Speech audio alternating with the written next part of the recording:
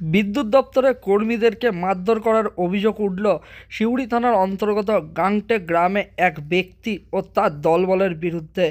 ঘটনাটি ঘটেছে সোমবার দিন আনুমানিক 6টা নাগাদ।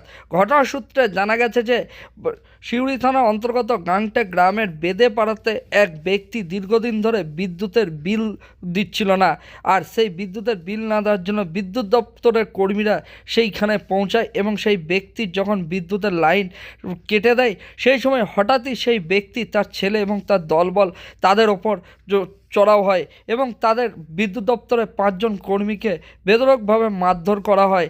আহত অবস্থায় ইতিমধ্যে সেই বিদ্যুৎ দপ্তরের কর্মীদেরকে নিয়ে আসা হয়েছে সিউড়ি সদর হাসপাতালে চিকিৎসার জন্য এবং সিউড়ি সদর হাসপাতালে 5 জনের সিউড়ি সদর হাসপাতালে চিকিৎসাধীন রয়েছে বলেও জানা গেছে বিদ্যুৎ দপ্তরের কর্মীদের। পাশাপাশি ইতিমধ্যেই গ্রামে পৌঁছেছে সিউড়ি থানার একাধিক পুলিশ আধিকারিকরা অভিযুক্তদের খোঁজে এবং বিদ্যুৎ দপ্তরের আধিকারিকরাও ইতিমধ্যে এসে উপস্থিত হয়েছে সিউড়ি সদর হাসপাতালে আহতদের চিকিৎসা করানোর জন্য। ইতিমধ্যে সিউড়ি সদর হাসপাতালে বিদ্যুৎ দপ্তরের সেই 5 জন কর্মীর চিকিৎসা চলছে, এমনটাই জানা গেছে সিউড়ি সদর হাসপাতালের চিকিৎসক সূত্রে।